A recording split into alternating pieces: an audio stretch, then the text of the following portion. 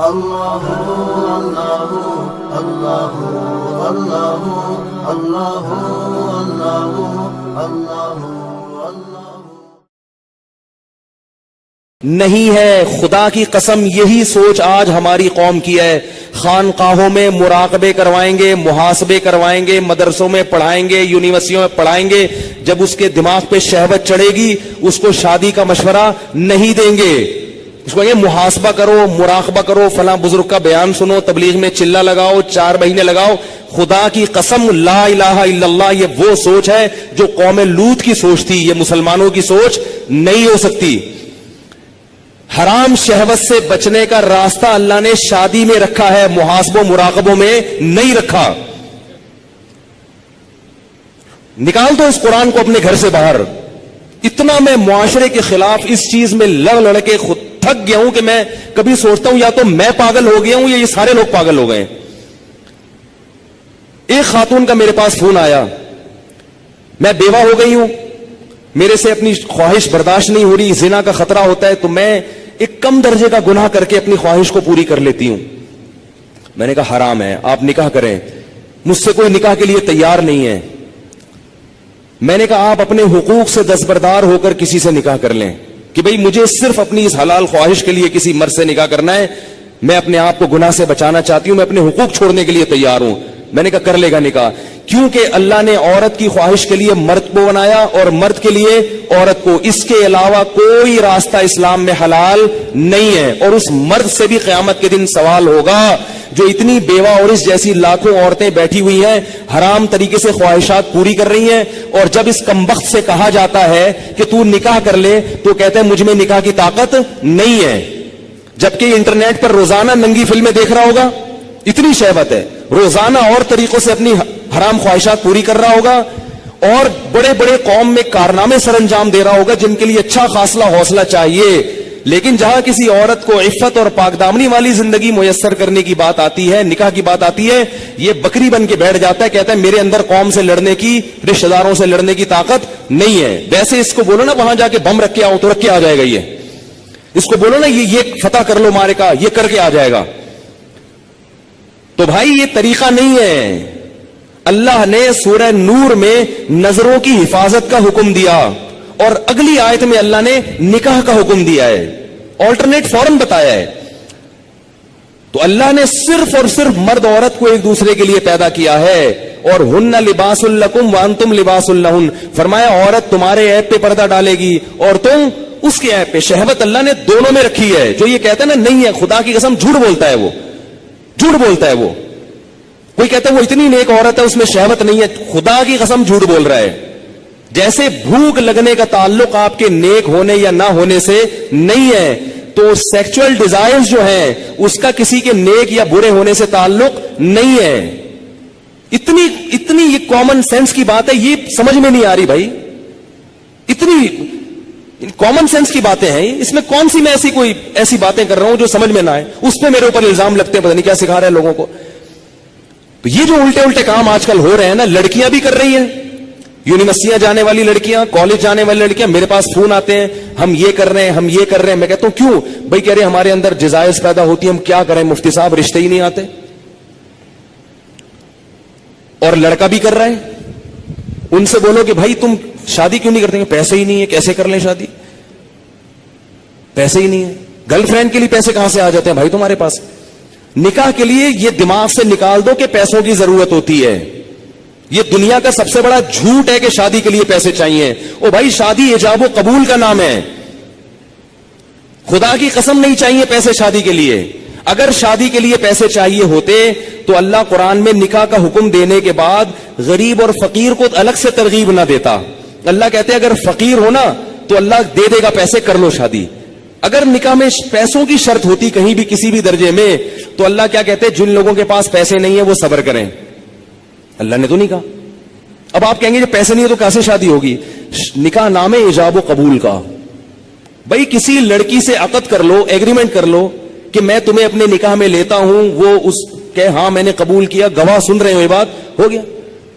اب اگر پیسے نہیں ہے تو اس کو بتاؤ پیسے نہیں ہے میرے پاس، تم میرے گھر آ کے رہنا چاہتی ہو تو میرے ذمے تمہارا خرچہ ہے، لیکن یہ ہے میرے پاس، میں جتنا خود کھا رہا ہوں اس میں سے آدھی روٹی تمہیں کاٹ کے دے دوں گا. بہت مشکل ہے.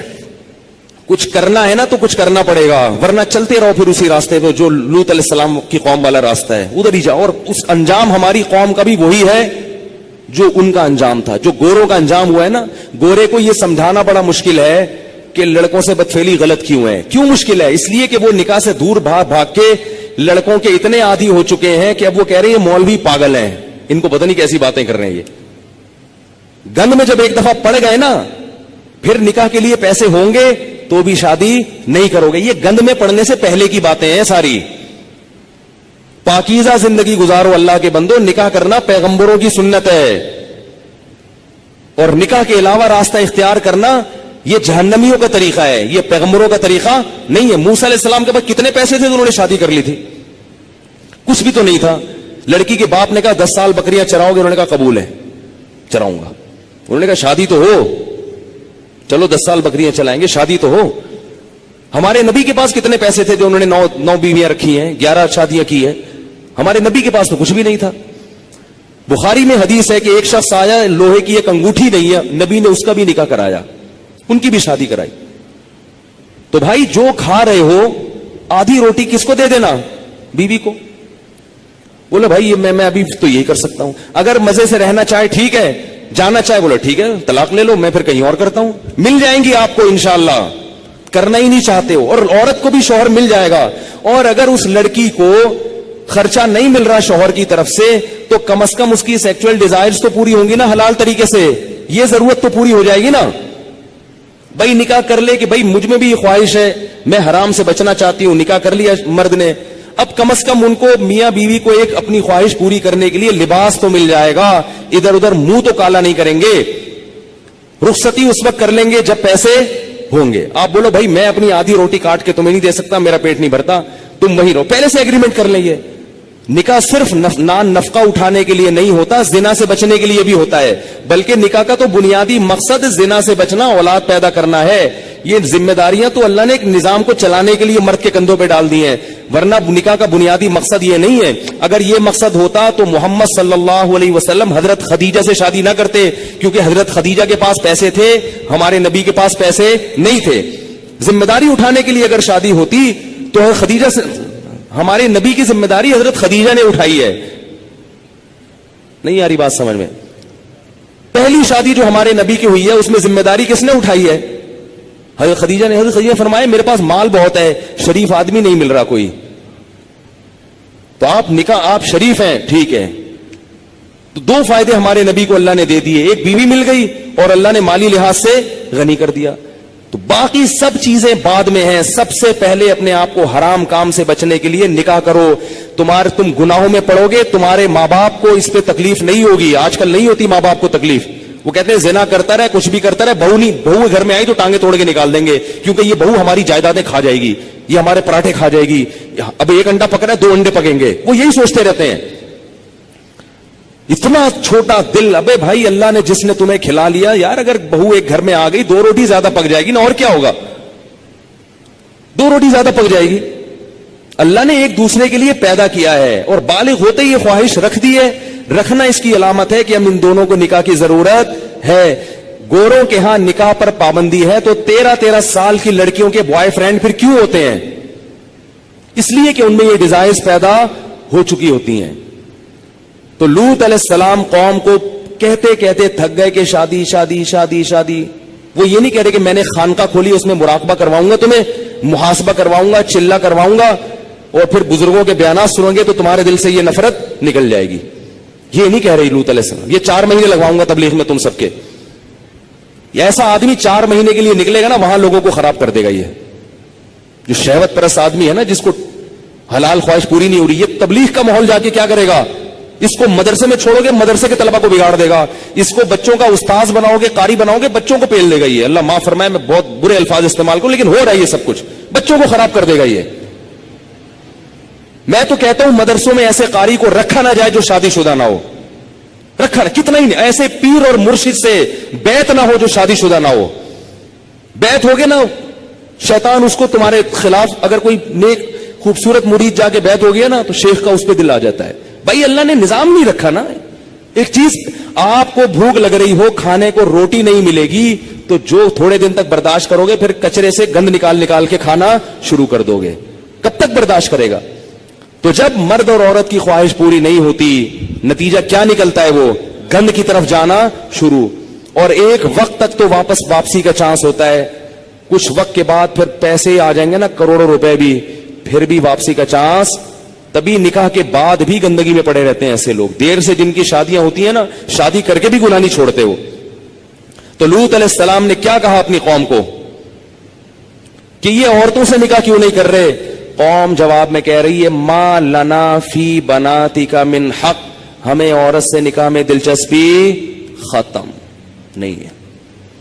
اس سے پتا چلا کہ گناہوں میں جب پڑو گے تو حلال کی لذت, بولو نا, ختم ہو جائے گی, ختم ہو جائے گی. اور یہی ہو رہا ہے ہمارے معاشرے. بیویاں گھر میں بیٹھی ہوئی ہیں اور منہ کالے ہو رہے ہیں باہر جا کے.